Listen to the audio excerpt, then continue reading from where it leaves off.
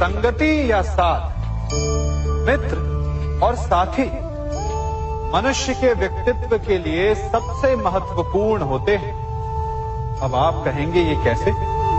मनुष्य अवश्य अपने व्यक्तित्व के लिए उत्तरदायी होता है, परंतु मनुष्य संगति में ना चाहते हुए भी उसका व्यक्तित्व संगत की भांति हो जाता है। इन पात्रों को देख रहे हैं, मध्य में जल रखा है, इसमें दूध है और इसमें मलिन कीचड़ रखा है।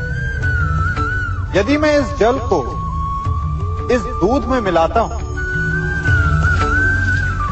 तो ये जल दूध बन जाता है, और यदि इसी जल को इस मलिन कीचड़ में मिलाता हूं तो क्या हुआ?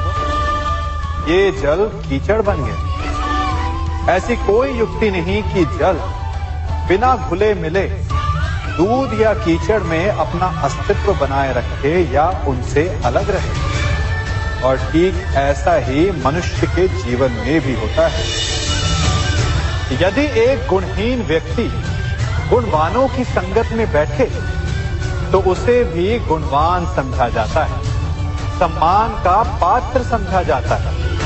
और यदि एक गुणवान व्यक्ति गुणहीनों की संगत में बैठे तो उसे भी तिरस्कार मिलता है। इसलिए अपने जीवन में सदैव संगति सोच समझकर सावधानी से चुनिएगा। कभी खेत में किसी किसान को खेती करते देखा है? वो उसे सींचता है, उसे जोतता है, पशु पक्षियों से खेत की फसल की रक्षा करता है, परंतु एक बात का वो सबसे विशेष ध्यान रखता है कि कहीं खेत में खरपतवार ना उग जाए, क्योंकि एक खरपतवार खेत की सारी फसल को नष्ट कर सकती है।